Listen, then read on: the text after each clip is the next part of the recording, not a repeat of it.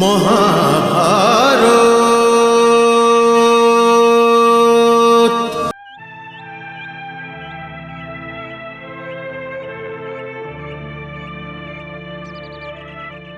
তোর আসতে এত শীঘ্রতা দেখাতে কে বলেছিল বৎস?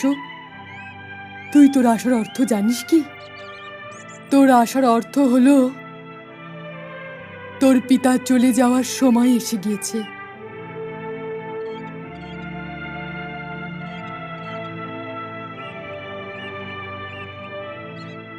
এখন মা আর পুত্রের মধ্যে কি কথাবার্তা চলছে শুনি?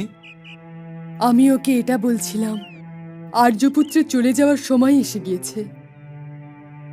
হ্যাঁ, এবার তো যেতেই হবে। আপনি আপনার পুত্রকে সাথে নিয়ে যাবেন না তো? এই পুত্র যতটা না আমার, তার চেয়ে অনেক বেশি তোমার, হিড়িম্বা। পুত্রর ওপর মাতার অধিকারী বেশি হওয়া উচিত। ওর জন্মের যন্ত্রণা মাই সহ্য করে থাকে। আপনি পুরুষ হওয়া সত্ত্বেও এ কথা বলছেন? হ্যাঁ, আর আমি এই জন্যই বলেছি যে আমি মায়ের কোল কখনো দেখেছি, আর আমি ওই মায়ের কোল খুবই কাছ থেকে দেখেছি। তা অসীম হয়ে থাকে, ওর মধ্যে সমস্ত জগৎ স্থান পায়, কিন্তু এমন মনে হয় না যে তা ভরে গেছে। মায়ের কোল সাগরের মতো ভরা থাকে, কিন্তু ছলকে কখনো যায় না। জগতে মায়ের চেয়ে অধিক সম্মানীয় আর কেউই হয় না। স্বয়ং নারায়ণও যদি মানবরূপে জন্ম নেন, তখন মায়ের বকুনি শুনেও নিজেকে নিজেই ধন্য ভাববেন। হিড়িম্বা, বাচ্চার জন্য মায়ের কোল অবশ্যই প্রয়োজন হয়, যেমন চারাগাছের জন্য ভূমির প্রয়োজন হয়ে থাকে। আর আমি নিজের এই চারাগাছটার থেকে ওর ভূমি কেড়ে নিতে পারি না।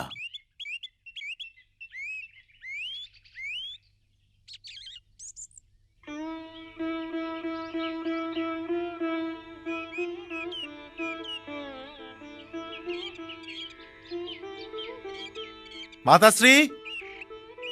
ভীম, ভীম, প্রণাম মাতাশ্রী। দীর্ঘজীবী হও।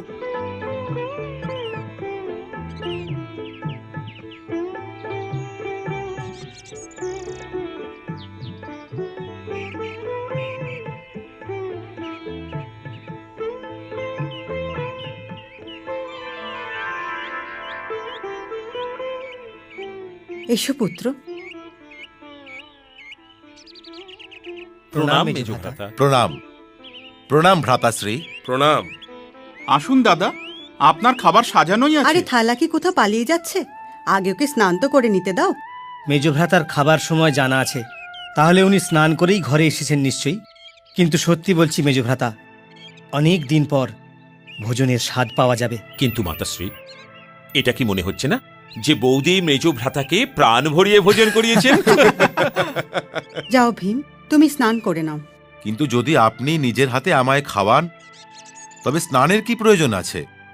আচ্ছা আচ্ছা, এসো, চলো। চলো। মহাভারত।